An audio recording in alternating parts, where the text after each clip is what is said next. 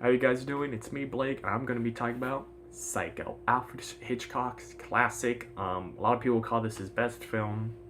I would argue Strangers on a Train is. I like that one I think I like that one a lot more than this one actually.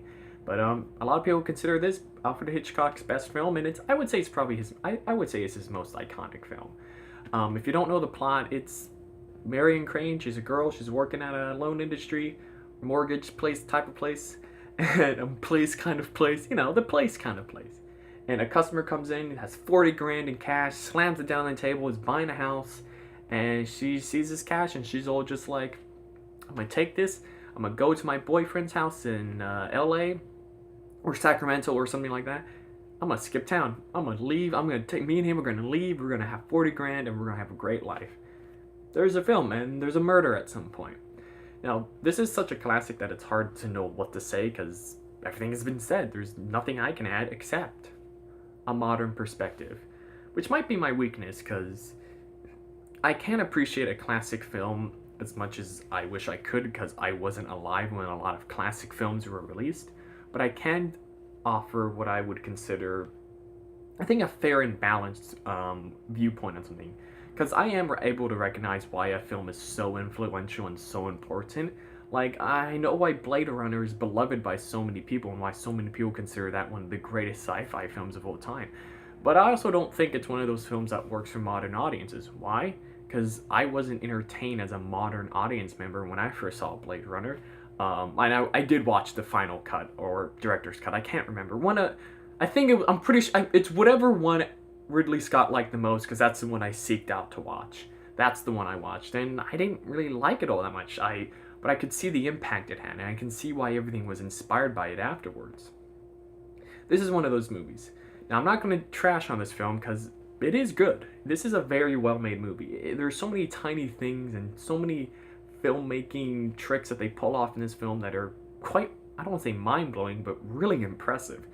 A lot of times in modern movies, we would have just done a lot of the stuff they did in this movie with CGI, or we would have just pumped it through a computer and used MS Paint or whatever the fuck it is, or Adobe After Effects, I don't know.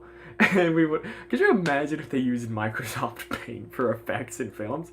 Holy shit, that would be amazing. Imagine Jurassic World, but all the dinosaurs are MS Paint. Holy crap, that'd be awesome. I would have seen that movie 4 times in theaters just to see the dinosaurs. That Chris Pratt interacting with just this blob of blue MS Paint. And it doesn't even look all that good because it's MS Paint, so you can't really control what's going on. Oh, God. I don't want to see that movie now.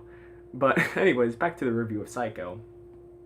There's so many things they pull off and all the tiny little details they hide in the background that it's a movie where I think if you like it the first time around on a filmmaking level, and I really think that's the only way a modern audience member can enjoy this film, like really love this movie, is on a filmmaking and on a history level, then you're going to love it a second time around because there's so many tiny things that you won't notice the first time. You just won't. There's just so much, I don't say there's so much going on, but your brain just won't pick up on everything because naturally we can only see so many things at once.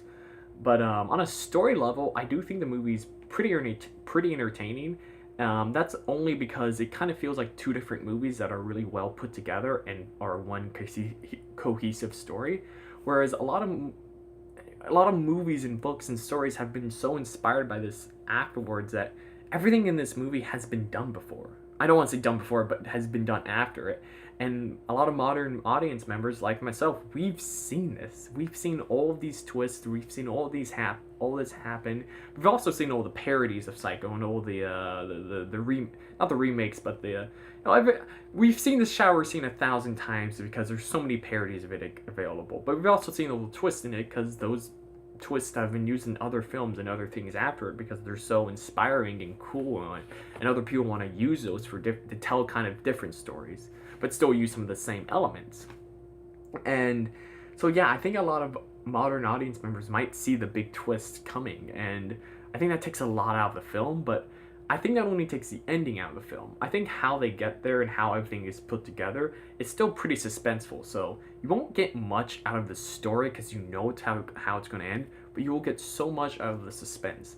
I don't think this movie suffers from the story. It's predictable. We're going to see it. But how they're actually going to get there and how everything is put together and how you still have to worry like, okay, well, I know how it's going to end, but I know what the kind of the idea of the ending is, but the suspense and the rest of it is still a really great journey. So yeah, at least that's the impact it had on me and everyone else I've seen this with. And I've seen this movie twice with large groups of people, and I could see their reactions and ask them about it afterwards. And they all said like, yeah, I saw the twist, but still very suspenseful. And these aren't like film buffs like I am. There's regular moviegoers, people who see maybe a movie every week or something, and they're not like me who sees a movie like every fucking day because he has no life and sits in his room all day talking to his phone camera. Anyways, but yeah, so and yeah, like I said, if you love filmmaking, give this movie a watch and watch it a second time after separate yourself from it for a bit and then watch it a second time because there's lots of tiny details. If you just want to watch a movie to be entertained and have a story that you're never going to see coming, you're not going to get that out of this. But you are going to get a lot of suspense. You are going to get a lot of thrills. You are going to get a lot of mystery and mystique up until you see the ending coming. But it is suspenseful, and that's a lot of something you can get out of it. It's not a horror movie. It's not gonna probably scare you, but it'll give you a spook or two, and you might jump once or twice.